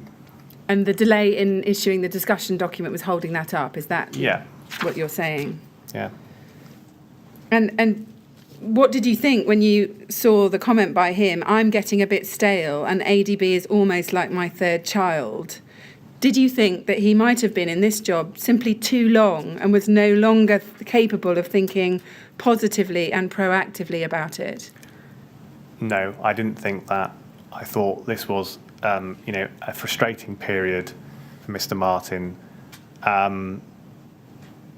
This is the result of having no depth or succession planning, if you like, capacity within the division. We are very.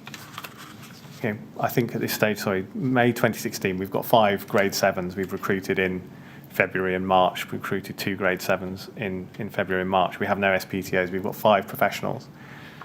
There is absolutely no way to move people around, really, because there's no one else with that skill set. I think it would have been very difficult to find someone with Mr. Martin's expertise who would have been interested in the job at the salary rate that was available. It's a personnel issue. I think most people go through these kind of periods, but they come out the other end. Yeah. But did you think he might have become just too close to ADB and therefore incapable of thinking objectively about it? No, I mean, I don't know whether that went through my mind at the time or not. I don't recall. Right. And was the Steve Kay that he seemed to want to hand the job to, was that Steve Kelly? Yes, it was. And he'd, by this stage, resigned, is that correct? He had left in 2013. We'd then re-recruited him to take my grade 7 post in 2015. But because when we moved into Marsham Street from Eland House,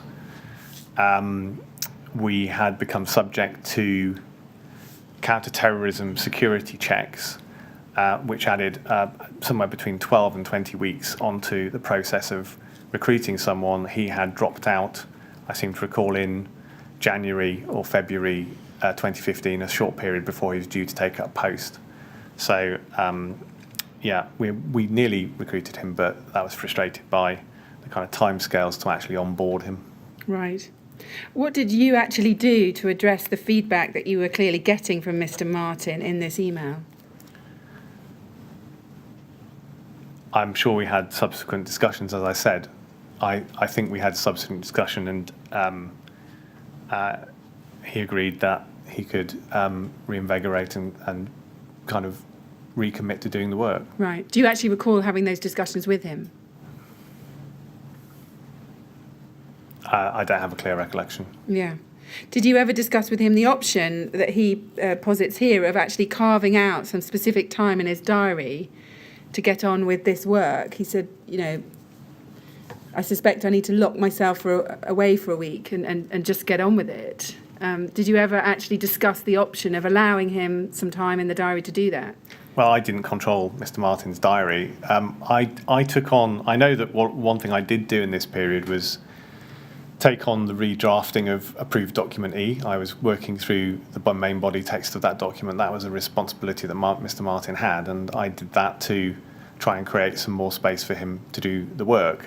So it's not that I don't think he had control of his diary or of his time. This was just a period where he was frustrated and a bit low. Right. I'm interested in the comment you say, well, I didn't control Mr. Martin's diary.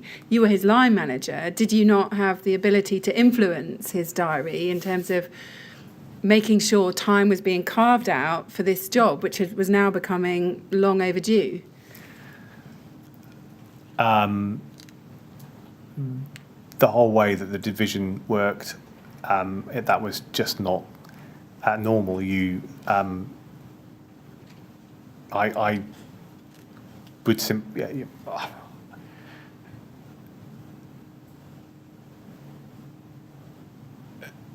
This is I don't know how to answer that, because the division, the grade 7s within the division had a huge amount of policy autonomy to plan their time. I'm trying to get Mr. Martin back on track, I see here, and I can't remember what specific actions we agreed, but I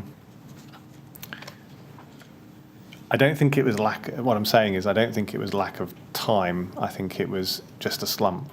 Okay. Let's look at your response at the top of the page on the next day, 27th of May. You say in the first paragraph, Brian, I can sense the frustration and I worry that I sometimes make it worse. And then in parentheses you say, surely not, ? Although I can promise you it's not intentional. I'm not very happy about constraints on the way we work either, to be frank, and the sooner we can agree objectives and let people get on with it the way that they want to, the better, including getting industry in the room to co-design proposals. But it's tortuous and we need to navigate this stage of work together. Now, what were the constraints that you're saying you weren't happy with in terms of the way you work? Well, it's the inability to get the discussion document published so that we can get the industry groups into the room and start actually having those conversations, I think. Right. And can you remember any positive steps that you actually took to move things forward after this email exchange? Move what forward? The discussion document or this discussion? Well, this discussion, and in terms of him, he clearly wants to find time to look at the simplification work. He's not just saying I'm delayed because of the discussion document. What positive steps did you take to move things forward with his work? I don't recall. In the next paragraph, you say, let's also work out what REBA E can do, and the Manual of Building Control may help if post-Lacanal questions were about which requirements apply. We looked at that earlier. And then you say, if we want, you could ask Nick to look at the ADs for brevity. Never known a man more concise. Who was that? That was Nick Price, who I think by this stage was a grade 7. He was a civil engineer and a public health engineer responsible for approved documents C, D, G and H. Right. And A, sorry. And did the two of you and Mr. Martin, discuss this topic again? Do you remember having another discussion about this? I don't recall, but I'm sure that it didn't end at this point. Right, but you can't help us as to what you discussed on further occasions? No. Right. Now, moving forward with the chronology, after the EU exit referendum, there was a change of Prime Minister and a ministerial reshuffle. And on the 17th of July, Gavin Barwell was appointed as Minister for State for Housing and Planning, and Sajid Javid was appointed Secretary of State for Housing, Communities and Local Government. And in preparation for the reshuffle, we can see from the documents that on the 13th of July 2016, you sent a bundle of submissions to Steve Quartermain, who was then the director responsible for the Building Regulations and Energy Performance team, and also to Planning Director Simon Gallagher, flagging the need to decide how and when to put them to ministers. The package included the proposed discussion document and a submission seeking agreement to start procuring research to support simplification, deregulation and maintenance of the building regulations. We can see this bundle of submissions at CLG 30019359.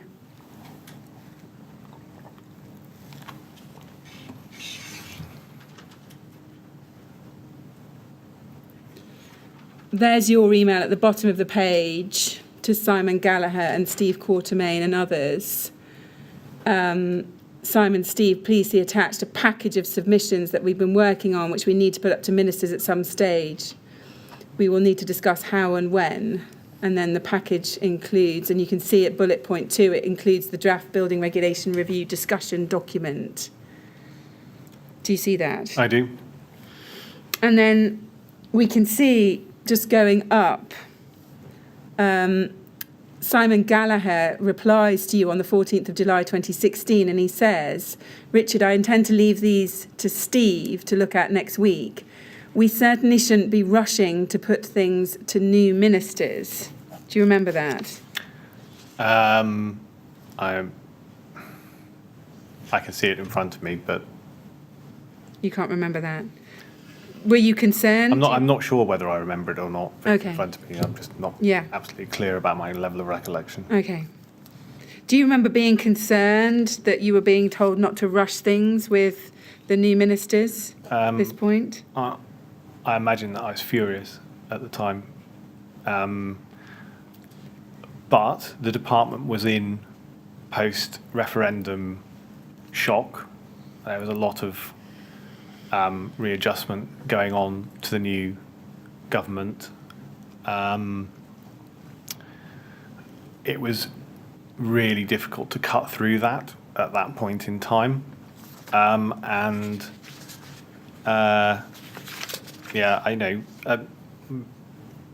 was probably starting to feel pretty despondent by this point, quite frankly. Right. Now, after this email exchange, you tell us in your statement that you and Brian Martin met Simon Gallagher and Steve Quartermain to ensure that they clearly understood the programme of work and would be supportive in seeking clearance at more senior levels within the department. Now, after that meeting, did you feel that the directors understood the programme of work and your priorities for it? Yes, we went across the full, as far as I can recall, we discussed the full nature of the importance of the division's work and the package that was being produced and its linkage to potential risks. And I felt that they were fully cited. Yes. Now, we know that the submission seeking clearance to publish the discussion document was finally sent on the 15th of September 2016, and we'll come back to that in a moment. But just before that, can you help us? Did you attend the introductory briefing for Minister Gavin Barwell on the 8th of August 2016? I'm pretty sure I didn't. Right, okay. We know that he had a presentation by Bob Leadsom on the work of the building regulation team, and Bob Leadsom created some slides during that meeting. Yeah. Do you remember being involved in that? No, I don't think I was involved in that. Let's pick it up again at CLG 1308356.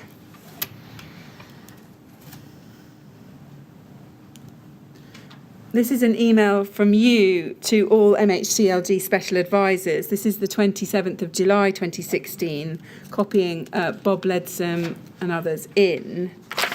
And you say, I recognise that there will a great deal going on in SPAD's office at the moment, but I wanted to ask whether there's any possibility of confirming clearance to publish building regulations research reports that we have previously discussed. See email trail below. Some of these reports are attracting political interest, electrical safety in particular. Others raise important technical questions where we need to be discussing solutions with industry, Part E, sound insulation, and others have life safety implications, Part B, fire safety. Some of these reports have been awaiting publication for 18 months. Jacob cleared them for publication shortly before the referendum, etc. We do not believe that the publication of any of these reports is likely to be of importance, interest outside specific trade sectors and are overall are low risk.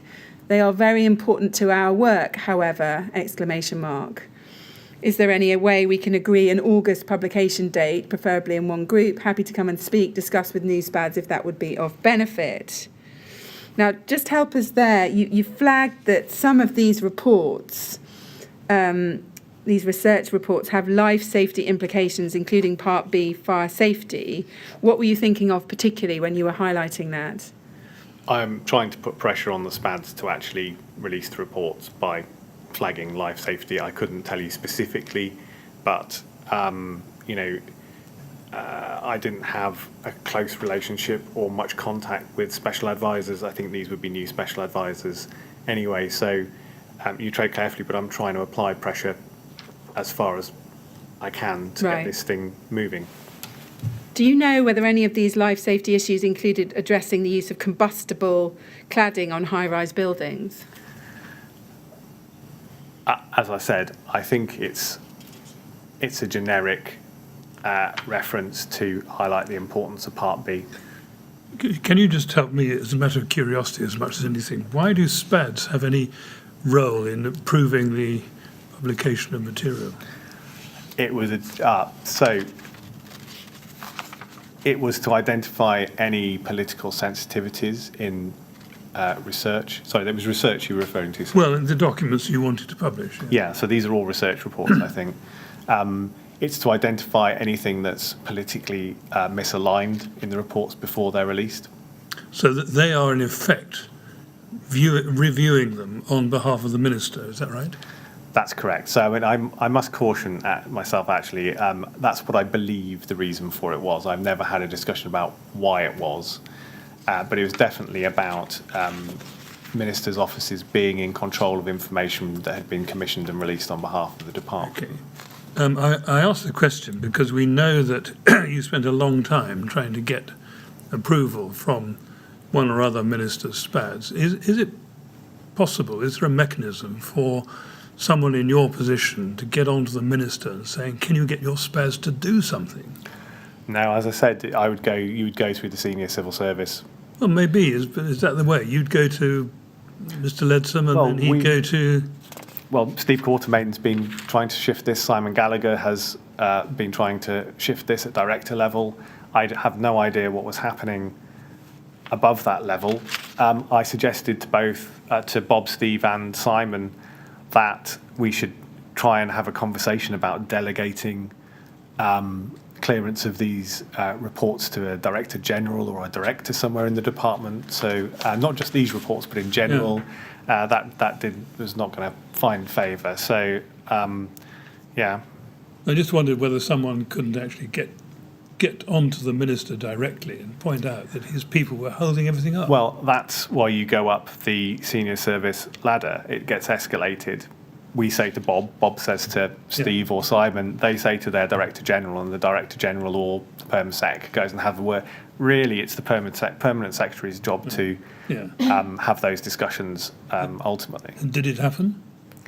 Well, I don't know, because I know we escalated it up to director level, but I don't know what actually happened beyond that. And there was and is a degree of confidentiality for the senior civil service in reporting back why or what or how things have been done or how they happen. So you don't know why things are or are not. You don't necessarily know the reason why things are or are not happening. Yeah. Right. Thank you very much. Sorry to interrupt you, Ms. Grenfell. No, it's helpful. Thank you. Now, in terms of Steve Quartermain, we know he became the director responsible for the Building Regulations and Energy Performance team in June 2016. He's told us in his witness statement that he was unaware of the coroner's Rule 43 letter until the autumn of 2016, when Mr. Leadsom raised it with him as part of a one-to-one discussion.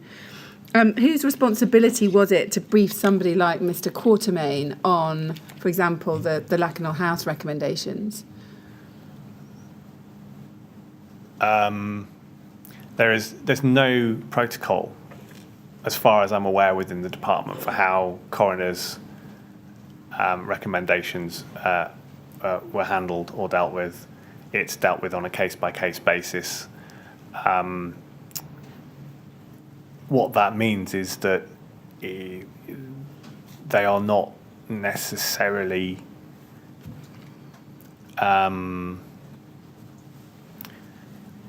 visible if you were starting to onboard a senior official. Right. Until, Bob obviously flagged that because of concerns about progress again. But yeah, it's a kind of systemic weakness within the department, perhaps. Right, yes. Now, Mr. Quartermain has told us at paragraph 18, page 5 of his statement, that he immediately recognised the need to press on with the actions announced in response to the Lakanal House report, and he therefore tried to expedite the work that was underway. Do you remember Mr. Quartermain providing some impetus in this area at this time?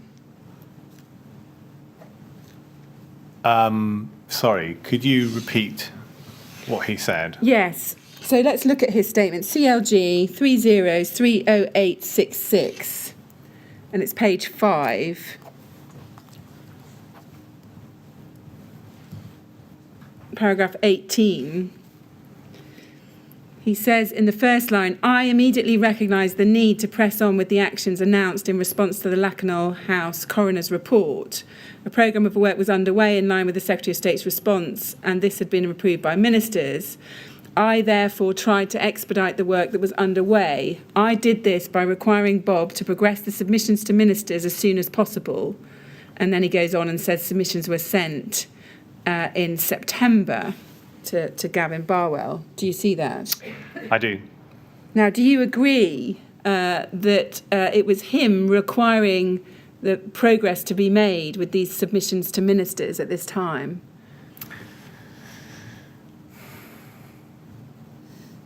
I simply don't know. You don't know. You can't help as to whether Mr. Quatermain provided some impetus at this point. I think he's clearing blockages rather than providing impetus. My recollection of this period was that following the EU referendum, there was a period where we were not able to get the priority to put the discussion document and submission up. We produced numerous different types of draft of the document in that period, but not because we needed to redraft it, but because we were looking at options that we thought would expedite or make it easier to get clearance. So there were shorter versions, there were kind of various different options because we felt that was a factor in people having we felt that the length of the document potentially was an issue. But my recollection is that, as I said, we were doing those activities because we had the time, because we couldn't get the agreement to put the discussion document back up to ministers. Right. Now let's just look, Mr. Chairman, this will be the last document and I'd like to go to this and just finish this topic. Let's look at your submission seeking clearance to publish the discussion document. It's at CLG 30193668.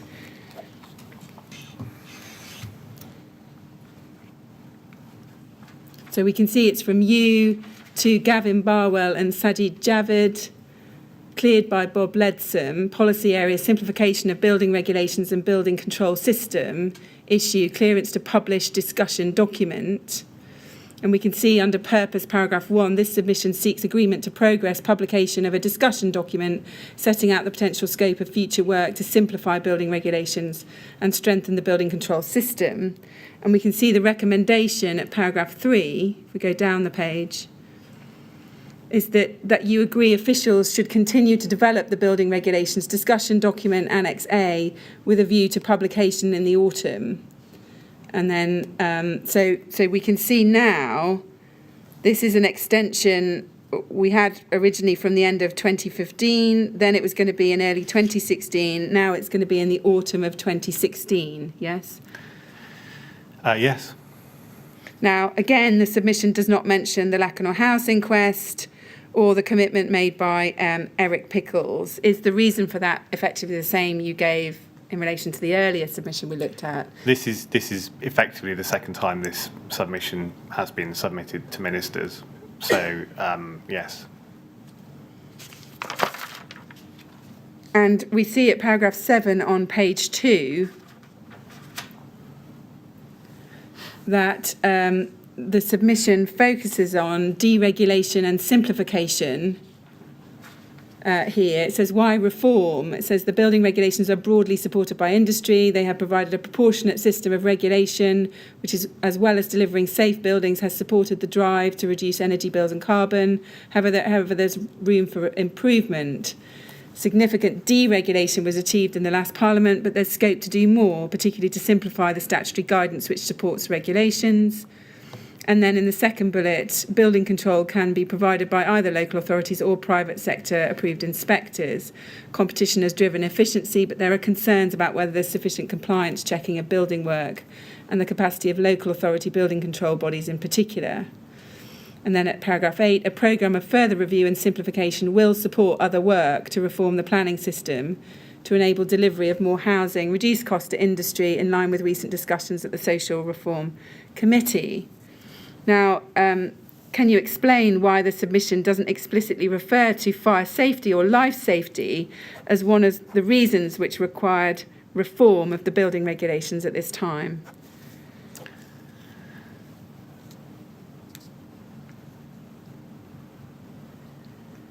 Yeah. Sorry, can you remind me the date of this submission again, please? Yes, it's dated the 15th of September 2016. Could I see the remainder of the submission, please? Yes, of course. So we can see underneath that simplification and review of technical requirements. If you scroll down, please. Yeah. You've got extending and balancing competition for building control, finance and resource, public sector equality duty, recommendations. I think it's the same issue as earlier, which is that it's a broad citing sub rather than a detailed submission. Okay. Mr. Chairman, thank you for that. That's a convenient point. That's a good moment to stop. Thank you. Good. All right. Thank you very much. Well, Mr. Harral, we'll call a halt at that point for today. Thank you. I'm afraid we've got to ask you to come back tomorrow for some more questions, but I think you were expecting that anyway, weren't you? Yes, I was. Yes. All right. Thank you. Well, we resume, please, at 10 o'clock tomorrow. And in the meantime, as before, please don't talk to anyone about your evidence or anything relating to it. Take the break. All right? And if you go with the usher, we'll see you tomorrow morning. Thank you very much. Thank you very much.